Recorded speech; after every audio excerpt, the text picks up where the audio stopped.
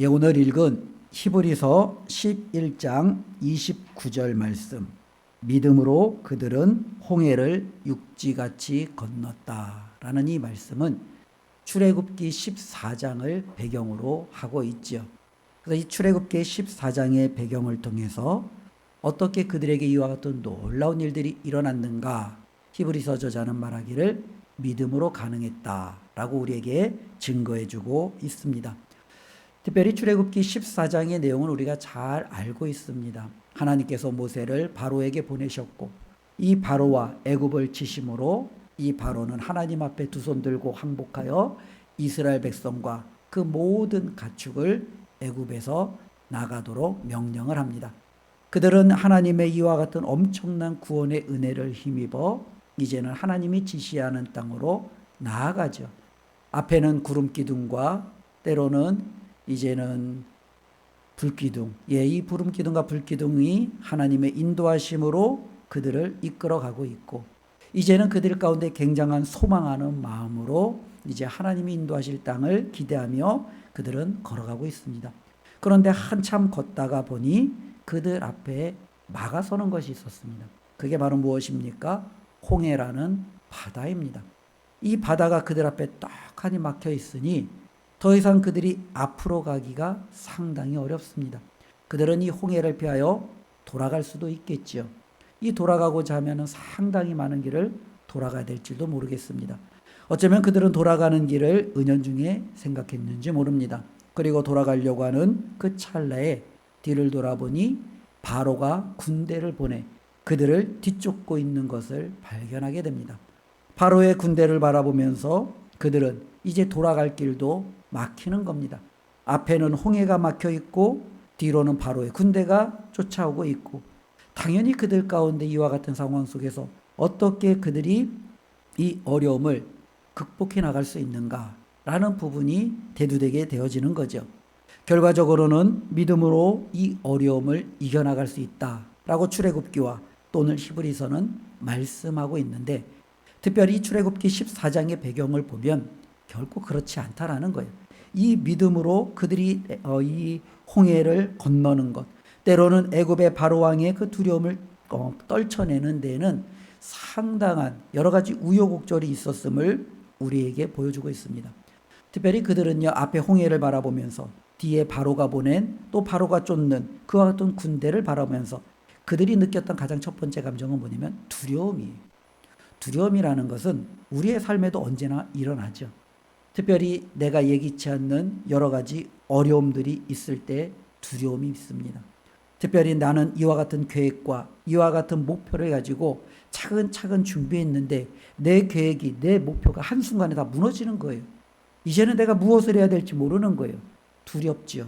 앞으로 나아가기로, 때로는 뒤로 다시금 후퇴하기도, 돌아서 가기에도 너무너무 어려운 거예요. 이제는 내 삶은 끝이다. 여기서 나는 할 수 있는 것이 아무것도 없다. 두려움이 그 사람을 엄습해 오지요. 성경에는 이와 같은 경우들이 참 많은 예가 들어져 있고요.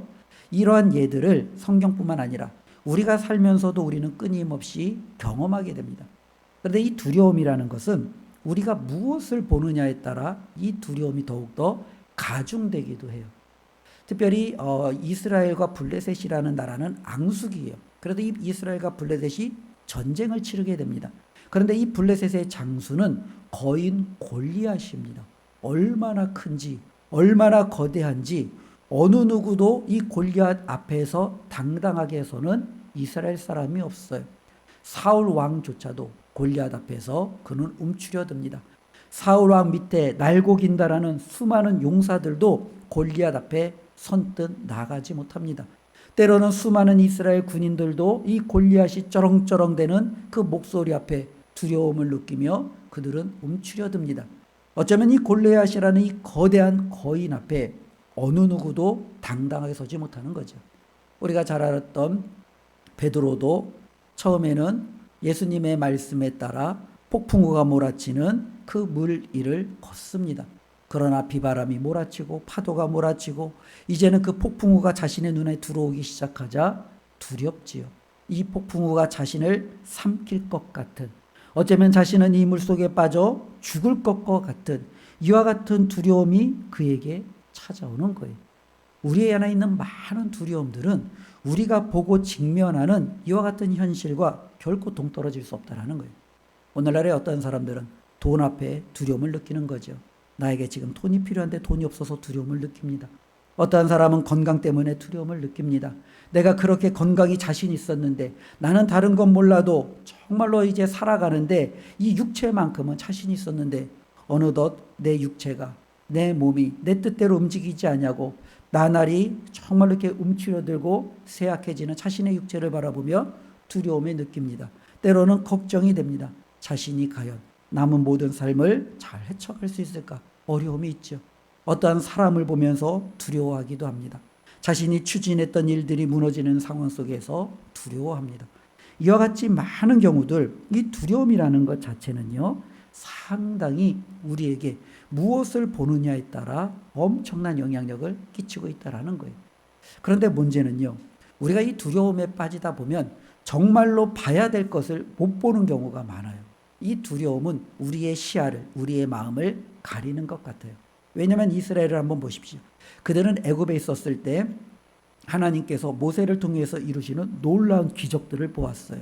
하나님께서 10번째 기적은 무엇입니까?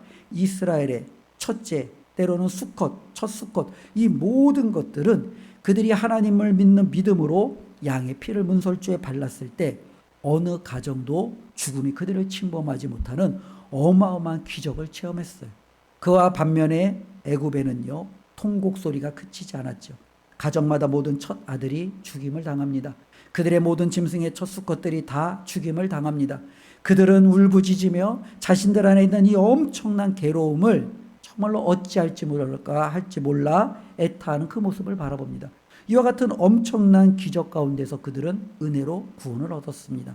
애굽에서 나올 때도 앞을 보니 하나님이 그들 앞에 보내신 구름기둥과 불기둥이 그들을 이끌고 인도하고 있는 거예요. 그들 가운데 하나님의 놀라운 역사가 언제나 함께하고 있었습니다. 그런데 막상 홍해 앞에 서니까 뒤를 돌아보니까 바로의 군대가 쫓아오는 것을 보니까 그들이 보았던 모든 시선이 이제는 다 눈이 닫히고 그들 앞에는요, 오직 홍해와 바로의 군대밖에 보이지 않는 거예요. 어쩌면 우리의 믿음을 가르는 가장 위험한 요소가 있을 때, 그것은 바로 저와 여러분들이 반드시 보아야 될 것을 보지 못하고 때로는 보지 않아도 될 것을 보며 저와 여러분들을 움츠리게 하고 두렵게 하고 무너뜨린다라는 이 사실을 우리는 기억해야 됩니다. 그래서 믿음이라는 것은 다른 게 아니라 우리의 시선을 하나님을 볼 수 있느냐라는 거예요. 하나님께 고정시킬 수 있느냐라는 거예요. 우리는 그 사람을 가리켜 믿음이 있다라고 얘기하는 거예요. 골리앗을 보지 아니하고 하나님을 바라보았던 다윗을 가리켜 우리는 믿음이 있다라고 이야기하는 거죠. 때로는 우리는 수많은 가나안 땅에 있는 아낙 자손 거인들을 보지 아니하고 이 두 명의 정탐꾼이 하나님을 바라보며 나아가는 그 둘을 바라보며 믿음이 있다라고 말하는 겁니다. 믿음이라는 것은 바로 우리의 시선을 하나님께 고정할 수 있느냐, 여기에 믿음의 열쇠가 있다라는 것을 기억하기를 바랍니다. 사람들은 누구나 자신의 삶 가운데 홍해라는 것이 있죠. 이 홍해는요, 다양하게 우리 가운데 올 겁니다. 내가 믿음을 지켜 하나님께서 나에게 부여하신 사명과 그 뜻을 위해서 정말로 살아가고 싶은데 남편이 홍해일 수 있어요. 자식이 홍해일 수 있어요. 때로는 내 삶에 뜻하지 않는 어려움들이 홍해일 수 있어요. 그럴 때 많은 사람들이 믿음의 길에서 좌절합니다. 무너집니다. 두려워합니다. 때로는 그들 가운데 정말로 어찌할까 모르는 탄식으로 그들은요, 애타하며 도리어 뒤를 자꾸 돌아보면서 이 믿음으로부터 멀어지려고 하는 그와 같은 유혹에 빠지게 됩니다. 이와 같은 것을 우리는 출애굽기 14장의 배경을 통해서 알 수 있습니다. 이 두려움에 빠졌던 이들이 이제는 어떻게 하느냐? 출애굽기 14장 10절, 11절, 12절 또한 14절에는요. 그와 같은 내용들이 나와 있는데요. 처음에 그들이 앞에 홍해가 있고 뒤에 바로의 군대가 막 쫓아오니까 이스라엘 백성이 어떻게 해요? 울부짖기 시작합니다. 근데 그들이 누구를 향하여 부르짖으냐면 여호와를 향하여 부르짖기 시작합니다. 저는 이 부분은요, 상당히 좋다라고 생각합니다. 우리의 어려움이 오면 우리는 부르짖어야 돼요. 누구를 향하여? 하나님께 부르짖어야 돼요. 시편에는요, 자신들의 삶에 엄청난 어려움이 있을 때 부르짖었던 수많은 외침의 믿음의 선조들이 있어요.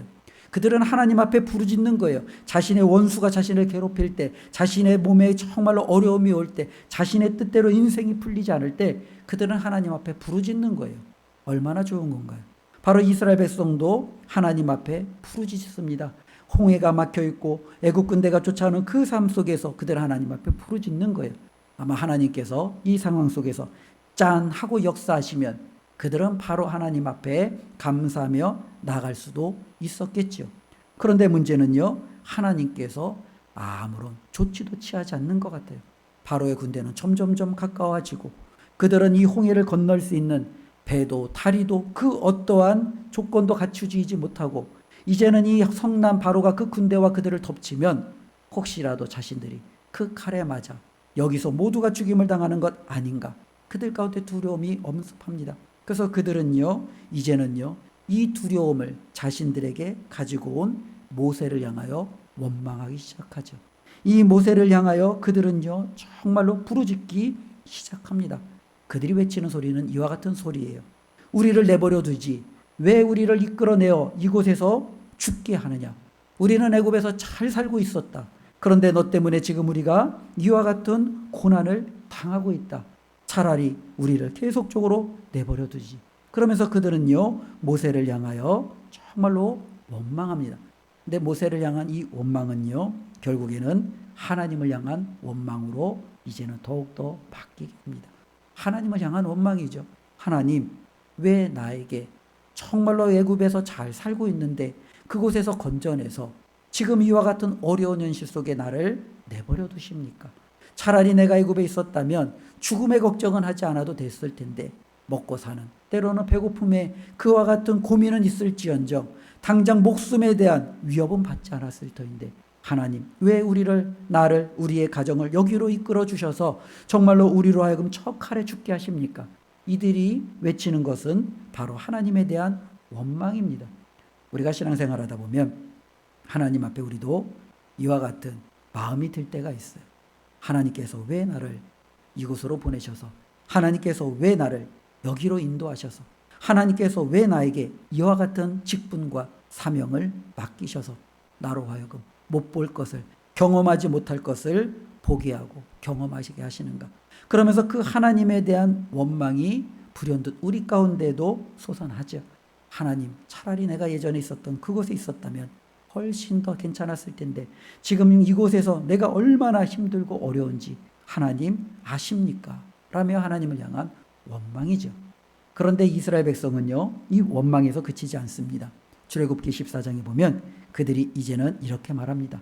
차라리 애굽으로 돌아가는 게 낫다. 우리가 차라리 애굽 사람을 섬기는 것이 낫다라는 거예요. 오늘날로 말하면 이런 거죠. 내가 차라리 하나님을 몰랐을 때가 낫다. 차라리 내가 믿음 생활하지 않았을 때가 낫다. 하나님을 모르고 교회 다니지 않았던 그때가 오히려 지금보다도 훨씬 속편하다.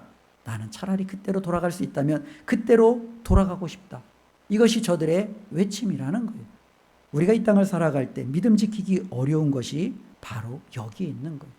하나님 앞에 우리가 믿음을 지키면 앞에 막아섰던 홍해가 정말로 사라지고 쫓아왔던 바로의 군대들이 정말로 하나님의 능력으로 멸망을 당하고 내 안에 있는 무수한 막혔던 것들이 척척척 열려지기 시작하면 얼마나 기쁨으로 신앙생활 잘 감당할 수 있겠습니까?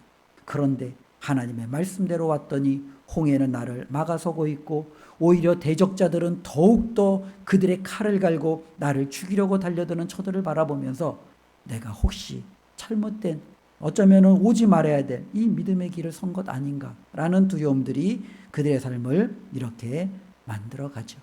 그러면 이와 같은 두려움 속에서 우리는 어떻게 해야 되느냐라는 거예요. 오늘 29절은요, 그 결과가 바로 이와 같이 우리에게 간단하게 말씀해주고 있는 하나님의 메시지로 선포되어지고 있습니다. 우리 29절 우리 다시 한번 읽겠습니다. 믿음으로 그들은 홍해를 육지같이 건넜으나. 여기까지. 정답은 무엇입니까? 앞에 홍해가 막혀 있고 뒤에 바로의 군대가 쫓아오고 있습니다. 이것을 극복할 수 있는 길은 무엇입니까? 믿음이에요.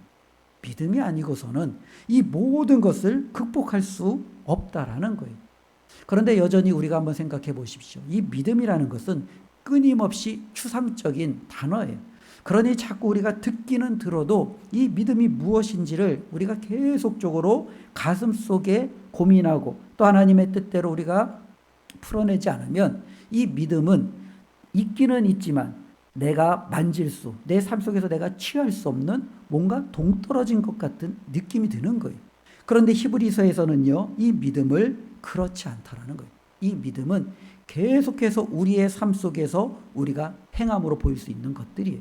그래서 그 앞에 있는 모든 믿음의 삶을 보면 이 믿음의 사람들은요, 그들의 믿음이 결코 추상적이지 않았어요. 아벨은 믿음이 있었기 때문에 하나님이 기뻐하시는 예배를 드리는 거예요. 노아는 믿음이 있었기 때문에 방주를 만드는 거예요. 아브라함은 믿음이 있었기 때문에 그 아들을 하나님 앞에 바칠 수 있었던 거예요. 믿음이 없이는 결코 이와 같은 행동을 할 수 없다라는 거예요. 히브리서는 말하기를 이들에게 믿음이 없었다면 그들은 결코 홍해를 건널 수 없었다라는 거예요. 그런데 그들이 홍해를 건넜다라는 것은 이들에게 무엇이 있었다라는 거예요? 믿음이 있었다라는 거예요. 도대체 이들이 가지고 있는 이 믿음이 무엇이냐라는 부분이에요. 우리가 다시 한번 출애굽기 14장을 가보면 백성들의 이 원망 소리, 하나님을 향한 불평 소리, 그들이 죽겠다라고 외치는 그 소리 가운데 이것을 가장 귀담아 들었던 사람이 누구겠습니까? 모세지요. 모세가 그들을 하나님의 말씀대로 그들을 여기까지 이끌었잖아요. 그러니 모세는요, 당연히 그들에게 이 위기에서 해칠 수 있는 놀라운 방향을 제시해야 돼요. 그때 이 모세가 이들을 향하여 외치는 소리가 있어요. 모세가 그들을 향하여 뭐라고 외치냐면 가만히 있으라는 거예요. 가만히 있으라는 거예요.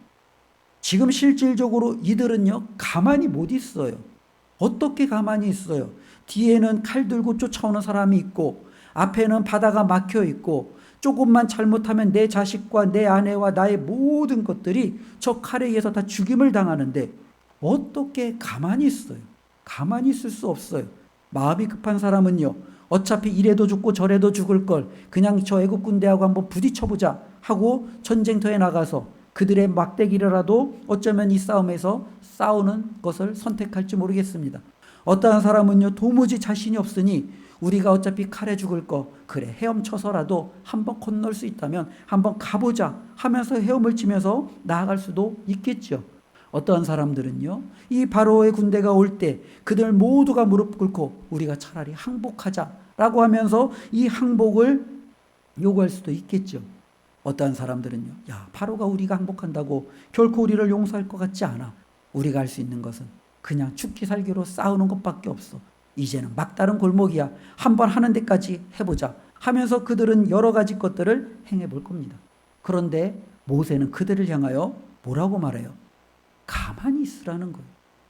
신앙생활 중에 가장 어려운 것 중에 하나가 바로 이 가만히 있는 거예요. 이 가만히 있는 것은 기다림이에요. 많은 사람들이 이 기다림이 안 되는 거예요. 저도 가장 안 되는 것이 기다림이죠. 하나님이 가만히 있어. 근데 몸이 들썩거리는 거예요. 마음이 들썩거리는 거예요. 도무지 지금 내가 움직이지 않으면 때를 놓칠 것 같아요. 내가 지금 뭔가 하지 않으면 망할 것 같아요. 내가 무언가 좀 해야 정말로 그래도 이 위기에서 벗어날 것 같지 가만히 있으면 아무것도 안 될 것 같아요. 그런데 하나님께서 뭐라고 말해요? 가만히 있으라는 거예요. 우리가 가장 어려운 것이 바로 이것입니다. 우리가 삶의 많은 위기 속에서 하나님께서 맡겨진 일들을 감당하는데 지금 내가 할 수 있는 것은 아무것도 없어요. 그러니 우리는 이것을 어떻게든지 타개하기 위해서 사람을 찾아보기도 하고 때로는 누군가에게 도움을 요청하기도 하고 이 모양 저 모양으로 애쓰기도 해요. 그런데 하나님이 가만히 좀 있어봐, 좀 기다려봐 라고 말씀하는 거예요. 하나님, 지금 내 사정 아시잖아요. 지금 뒤에 칼든 자가 있는데 저 칼 한번 내리치면 저는 끝나는 목숨인데 하나님, 제가 어떻게 가만히 있을 수 있어요? 하나님, 이게 가능한 얘기인가요? 어쩌면 우리는 하나님 앞에 그렇게 따져 물을지 모르겠습니다. 그런데 모세는요, 이스라엘을 향하여 가만히 있으라는 거예요. 그리고 모세는요, 한마디 더 합니다.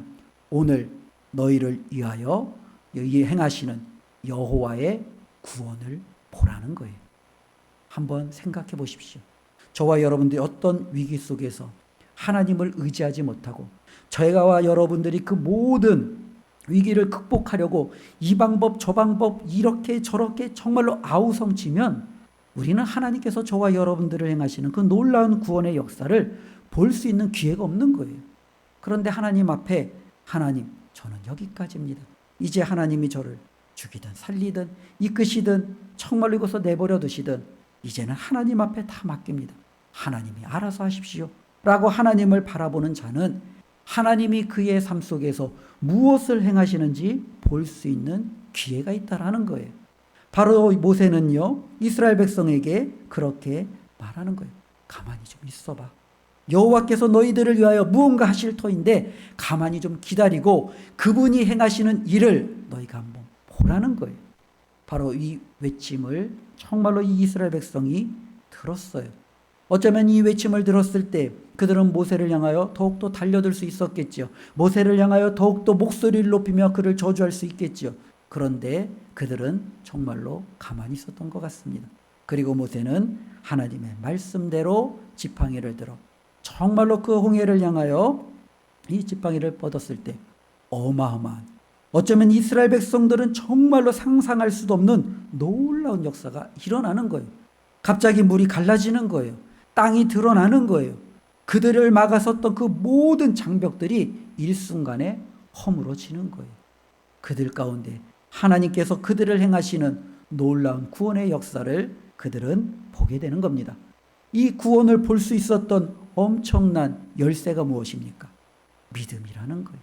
하나님을 바라보는 믿음, 하나님이 가만히 있으라고 할 때 이 가만히 정말로 기다릴 줄 아는 믿음, 더 나아가서 정말로 이 갈라진 정말로 그 바다를 향하여 그들이 팔을 내딛고 하나님이 말씀대로 움직이라고 하니까 움직이는 그 행함이 바로 이들이 가졌던 믿음이라는 거예요. 이 믿음이 없으면 그들은 홍해를 건널 수가 없는 거예요. 그런데 그들에게는 이 믿음이 있었기 때문에 그들은요 그 홍해를 건널 수 있었던 겁니다. 우리 29절 말씀 다시 한번 읽어보겠습니다. 믿음으로 그들은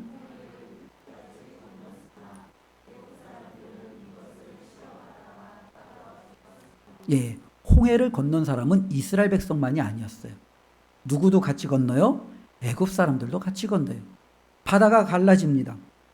이스라엘 사람들이 하나님의 말씀을 의지하고 믿음으로 그 갈라진 그 바다 사이를 그들이 지나 하나님의 약속의 땅으로 걸어가기 시작합니다. 그 뒤를 쫓아왔던 애굽 군대도 자신들 앞에 있는 이 갈라진 홍해 바다를 바라봅니다.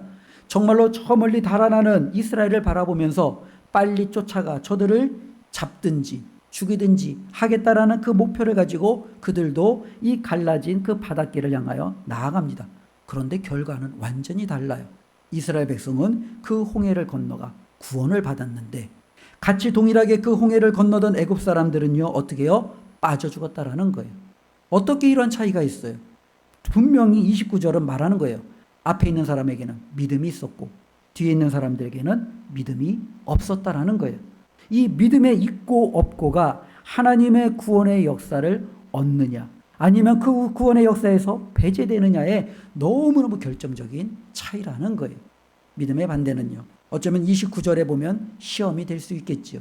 의심이 될 수 있겠죠. 하나님께서 과연 이 바다를 끝까지 우리가 건너가실 때까지 정말로 붙들 수 있을까? 이 물을 하나님이 가둘 수 있을까? 무수한 의심과 시험이 올 수 있겠죠. 오직 믿음이 아니면 끝까지 완주할 수 없는 그 길입니다.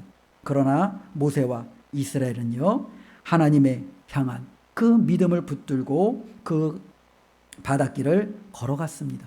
그리고 그 결과는 그들이 구원을 얻었다라는 겁니다. 저와 여러분들에게도 이와 같은 놀라운 믿음의 은혜가 있기를 주님의 이름으로 축원을 드립니다. 이 가만히 있는 것이요 참 어려운 것 같아요. 이 가만히 있다는 것은 하나님께서 나를 통해서 이루시고자 하는 그 무언가를 그냥 하나님 앞에 다 맡기는 거잖아요. 그렇죠? 그런데 하나님께서는 왜 이 홍해를 이스라엘 백성들 앞에 딱 세워놓으시며 하나님은 그들이 부르짖고 때로는 원망하며 돌아가자 할 때까지 하나님은 그들에게 아무것도 행하지 않으실까? 어쩌면 하나님은 지금 이스라엘 백성들에게 하나의 원리를 가르쳐 주는 거예요. 이제 앞으로 너희가 이 홍해를 건너 광야길을 들어갈 거다. 이제는 그 광야길을 건너 내가 너희들에게 약속하는 가나안 땅으로 들어갈 것이다. 가나안 땅에서 이제는 너희가 내가 약속한 그 모든 일들을 이제는 너희는 수행하며 살아갈 것이다. 그런데 이 홍해를 건너는 것보다 더 위험한 것이 광야를 헤쳐가는 것이고, 이 광야를 헤쳐가는 것보다 더 어려운 것이 가나안 땅에 있는 그 백성들을 쫓아내고 그 땅을 차지하는 것이다. 이것을 너희들이 어떻게 감당할래? 어떻게 이것을 너희들이 수행할래? 하나님은 그 답을 알려주시는 거예요. 그건 믿음밖에 없다라는 거예요. 광야에는요, 물이 없어요. 목말라 죽지요. 어떻게 그 광야를 지나갈 수 있느냐? 믿음으로 버틸 수 있는 거예요. 광야에는 먹을 게 없어요. 그들에겐 양식이 없어요. 어떻게 그들이 이 광야에서 살아낼 수 있느냐? 믿음밖에 없어요. 하나님을 보는 거예요. 하나님, 먹을 게 없어요. 하나님, 마실 게 없어요. 그냥 하나님을 바라보는 거예요. 가만히 기다리는 거예요. 그때 하나님이 그들에게 반석을 쳐서 무술을 주시든, 메추라기와 때로는 만나를 통해서 그들의 배를 채우시든, 하나님께서 여리고성을 무너뜨림으로 그들에게 주실 온전한 땅으로 입성하게 하시든, 이 모든 것은 그들이 가만히 하나님을 바라볼 때 이루어지는 역사라는 거예요. 믿음은 바로 저와 여러분들에게 이와 같은 엄청난 능력이 됨을 우리에게 보여주고 있습니다. 그래서 우리 주님이 이 땅에 오셔서 찾는 사람이 누구예요? 믿음 있는 자예요. 우리 주님이 아파하셨던 것 중에 하나가 왜 이 땅에 이렇게 믿는 자가 없느냐? 믿음 있는 자가 없느냐? 이것이 우리 주님이 그렇게 안타까워 하셨던 거예요. 우리 영광교회를 바라보실 때 우리 하나님께서 믿음 있는 자들을 바라보시며 하나님의 마음이 기쁘고 흡족한 은혜가 있기를 주님의 이름으로 축원을 드립니다. 그래서 이 믿음이라는 것은요, 하나님의 구원을 바라보며 그 구원에 이를 수 있게 하는 능력이다라는 것을 우리가 기억해야 됩니다. 제가 오늘 29장 말씀을 보면서 예전에 보았던 하나의 이제 영화가 떠올랐어요. 옛날 영화예요. 다 아실 거예요. 인디아나 존스라고. 예, 인디아나 존스. 예, 아마 한 번 정도로 다 보셨겠죠. 인디아나 존스는 그 시리즈가 쭉 있는데 거의 내용은 대동소이해요. 제가 기억하기로는 그 인디아나 존스의 그 주인공이 아마 고고학자죠. 그래서 이제 고대 유물을 발견하는 거예요. 근데 이제 인디아나 존스 중에서 하나의 시리즈가 뭐냐면은 최후의 성배인가요? 그 인디아나 존스 이제 부제목이 그래서 이제 성배를 찾는 거예요. 이 성배라고 하는 것은 어쩌면은 예수님께서 잔을 부어서 이제 포도주를 마셨던 아마 그 잔이겠죠. 근데 이제 이 성배를 찾는 거예요. 그래서 이제 여러 가지 막 우여곡절 끝에 적들도 물리치고 그래서 이제 이 주인공이 이제는 성배가 있는 곳까지 다 다다랐어요. 그런데 문제가 생겼어요.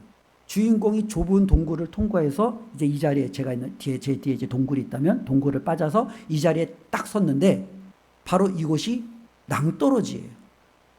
이 끝이 보이지 않는 낭떠러지예요. 그리고 길이 하나 있는데 그 길은 어디냐면은 아마 저희 교회 아마 저 맨 끝에 이제 아마 이제 거기서부터는 또 동굴이 있는 거예요. 그러니 이 동굴을 빠져나와 저 동굴로 들어가면 이제는 성배를 찾을 수 있는 거예요. 그런데 문제는요. 내가 이곳에서 이 수많은 높이 깊이의 이 낭떠러지를 통과하고 저 길, 어쩌면 눈에 보이지 않는 저 동굴로 들어갈 수 있는 방법이 없는 거예요. 그런데 그 인디아나 존스가 서 있는 곳에 그 지역명이 있어요. 그 지역명의 이름이 뭐냐면 하늘의 길이에요. 하늘의 길. 근데 이 하늘의 길인데 마치 딱 그렇겠죠. 이쪽은 낭떠러지고 저쪽도 낭떠러지인데 깊이는 깊은 협곡. 그러니 만일 그것을 걸어갈 수만 있다면 그 길을 갈 수 있다면 거의 하늘을 날듯이 갈 수 있는 그 길이죠.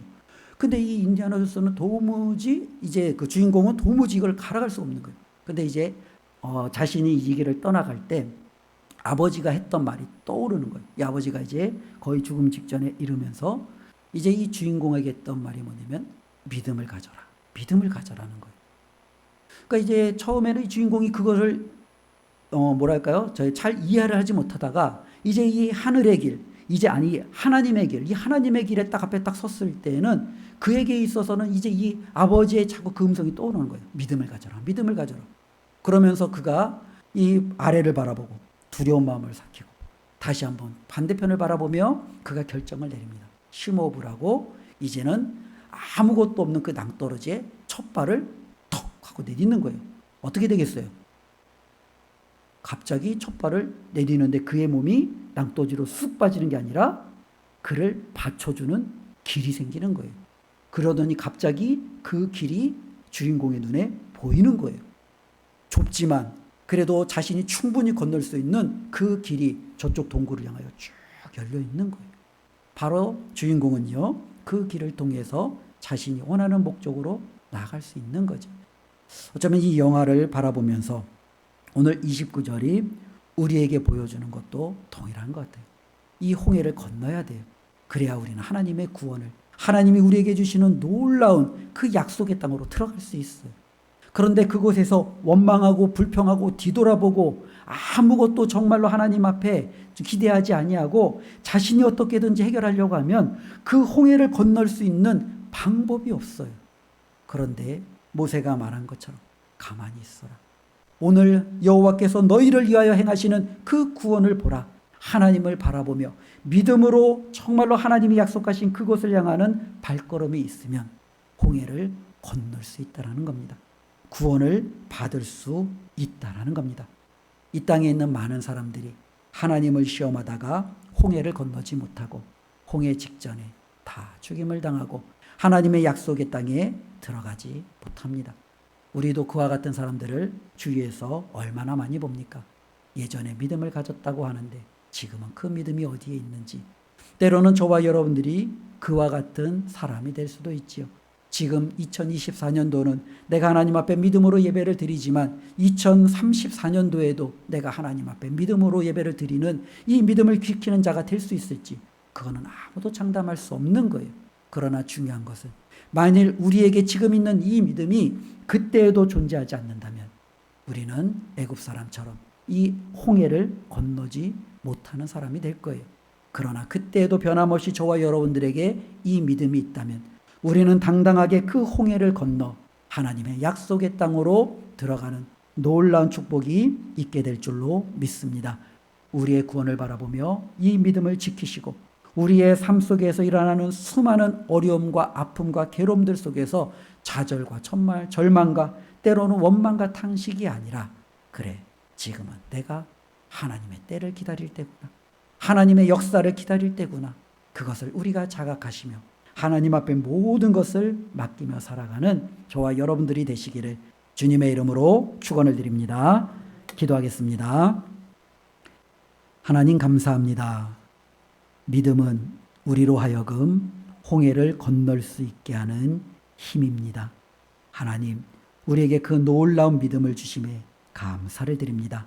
하나님 앞에 서는 날까지 믿음으로 승리케 하시고 이 믿음으로 주께서 우리에게 요구하시는 수많은 삶과 사명들을 넉넉히 감당할 줄 아는 하나님의 자녀들 되게 하여 주시옵소서.